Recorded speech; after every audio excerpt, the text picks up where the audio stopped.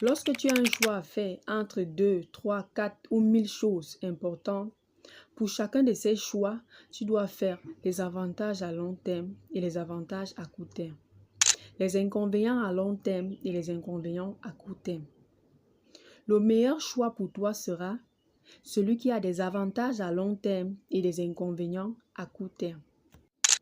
Et là, dans ce cas précis, je vais te prendre un exemple que j'ai eu à lire dans le livre La chèvre de ma mère. Dans ce livre, le père de l'auteur décède. Et comme il est de tradition dans sa famille, aucun de ses enfants et aucune de ses femmes n'ont droit à son héritage. Il sera ainsi réparti entre ses frères, ses oncles et ses parents. Alors, je ne sais si c'est par grâce ou si c'est par bon cœur. La famille de leur mari décide ainsi de leur remettre à chacune une chèvre. Ces deux femmes donc sont contraintes de récupérer leurs enfants et chacune sa chèvre et de retourner ainsi dans leurs familles respectives. Alors, la maman de l'auteur n'ayant rien, se retrouve donc en train de retourner dans sa famille. Elle savait très bien ce qui l'attendait puisque sa famille à elle ne possédait aucun bien. En retournant ainsi dans sa famille, ses enfants déjà habitués à la vie de luxe parce que leur père c'était un grand berger, il avait plusieurs troupeaux et les enfants étaient donc déjà habitués à consommer de la viande régulièrement. Lorsque ces enfants retournent donc dans leur famille, dans la famille de leur maman, ils se retrouvent donc en train de manger des légumes, des feuilles, des trucs. Donc les enfants ne sont pas contents de manger ces gens parce que les enfants sont déjà habitués à un certain niveau de vie.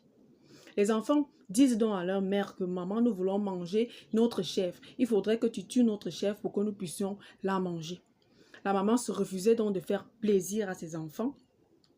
Alors, sur l'insistance répétitive de ses enfants, un jour, elle les a appelés et elle leur a expliqué que c'était impossible pour elle de tuer la chèvre maintenant. Parce que s'ils mangeaient la chèvre maintenant, leur avenir sera en jeu. Leur mère leur a donc expliqué l'utilité, l'importance d'avoir cette chèvre. Que cette chèvre leur garantissait un avenir meilleur. Qu'en gardant cette chèvre-là, elle pourra subvenir facilement à leurs besoins. Mais que s'ils insistaient, elle allait tuer la chèvre et ils vont constater que ils seront rassasiés à cet instant, mais par la suite, ils ne pourront ni aller à l'école, ni se nourrir et il n'y aura plus rien et ils seront donc obligés de mourir de faim. Les enfants ayant donc pris conscience de du fait que la chèvre, c'est leur seul bien, du fait que la chèvre, c'est comme leur fonds de commerce, ils se sont donc mis chacun à chouchouter la chèvre, à protéger la chèvre. Toute la famille était en train de protéger